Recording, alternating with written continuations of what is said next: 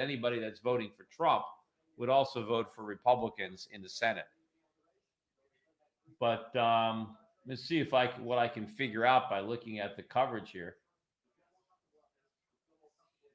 No, I'm still not seeing anything on the television that kind of jives with what I'm seeing in these betting markets. But anyway, I'll keep an eye out for it. Let me get back to the all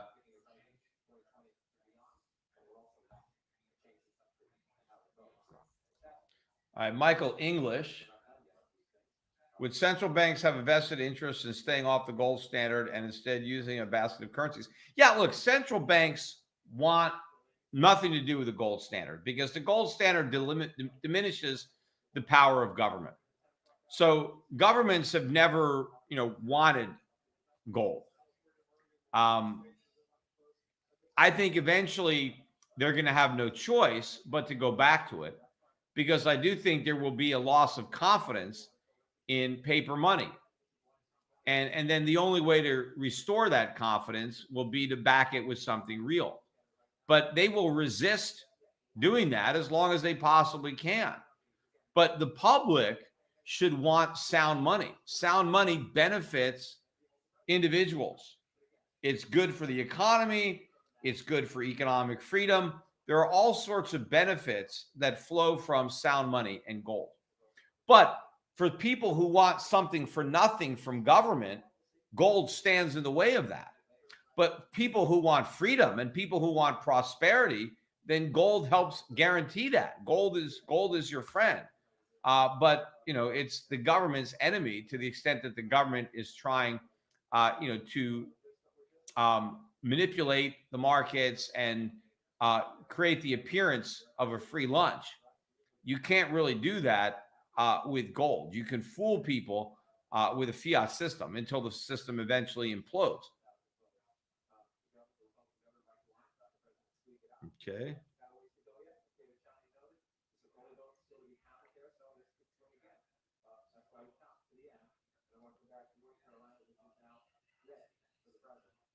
North Carolina, looking on CNN, close race, but that was a swing state, but it looks like Trump is ahead there. That could be a good sign. It's a tight race, but that's one of the swing states that Trump needs to win. All right. A friend sold her SMMIX fund in a Roth. Well, I'm not even sure what that fund is. Is she thinking about She's thinking about buying some precious metals and taking a penalty. Is it worth it? Okay, look, you don't have to get money. A lot of times people ask me these questions. You don't have to pull your money out of your IRA to buy gold. You can buy gold inside your IRA. It's not an either or. You don't have to pay a penalty and take the money out of your IRA to buy your gold. You can buy your gold inside your IRA.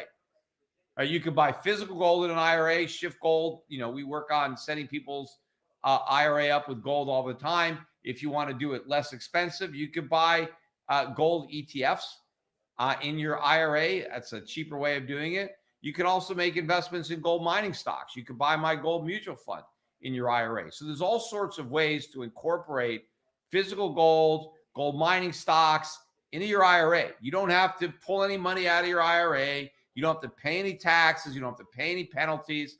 In fact, if you can buy gold in your IRA, do it. Because again, you get all the benefits of the IRA. You defer the taxes on any capital gains. So why pull money out of your IRA prematurely? Leave it in there and just have an IRA that has investments in gold and gold mining stocks.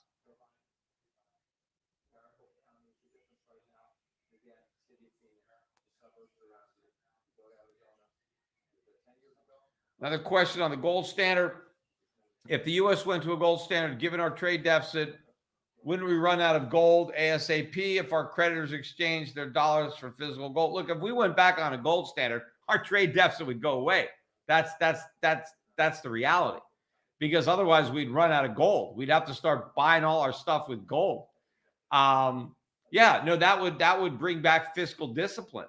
And of course, the price of gold would have to go up, number one, unless the price of everything else came crashing down. So in order to get back on a gold standard, gold price needs to go up. It needs to be revalued.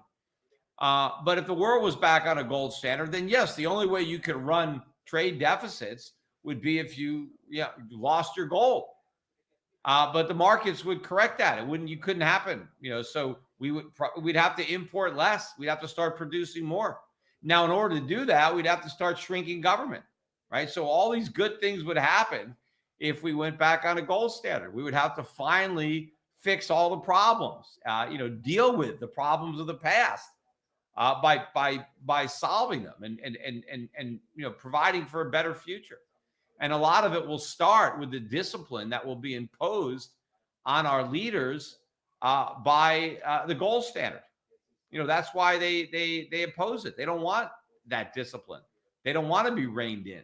But, at least the gold standard gives you an excuse. Hey, I've got to do it, right? I don't want to, but, this is what we have to do. This is the economic reality. Question about how do we buy the Europe Pacific Gold Fund in Spain? You can't, at least right now.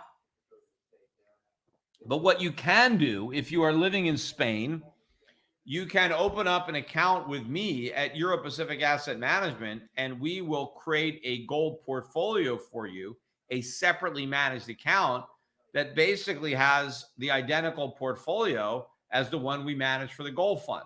So we basically create for you your own personal fund by having your own separately managed account of gold mining stocks and silver mining stocks. So you can't buy the fund right now. We are working on a solution eventually to allow others. I mean, the first nation that will be able to do it is Canada, because we now are opening up a lot of Canadian accounts. So pretty soon the funds will be available in Canada as well.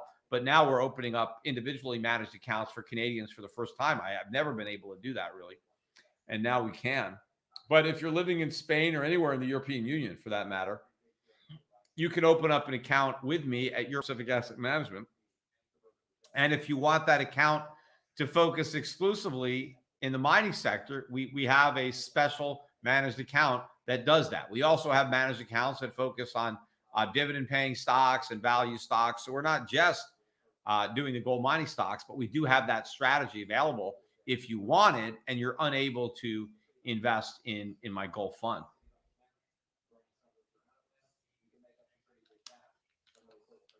Okay. James, what would be your top countries that you would recommend for millennials to invest in? Look, I think the emerging markets, if you're young, if you're in your 20s and you've got a long time horizon, I think a lot of those emerging economies, particularly in Southeast Asia, those countries have the most to gain from the dollar's loss. I think those countries have really borne a disproportionate burden of supporting the dollar, supporting the United States, and the U.S. as the reserve currency. And so I think as that burden is removed and they no longer have to bear it, they will enjoy the biggest benefits as far as, rising living standards. And therefore, I think assets will rise in value in those countries. I hope one day that the U.S. is going to be the most opportunistic emerging economy. I mean, unfortunately, we have to submerge before we can emerge, but I think that's going to happen. But I hope that we make the correct economic reforms and monetary reforms that would make all that possible.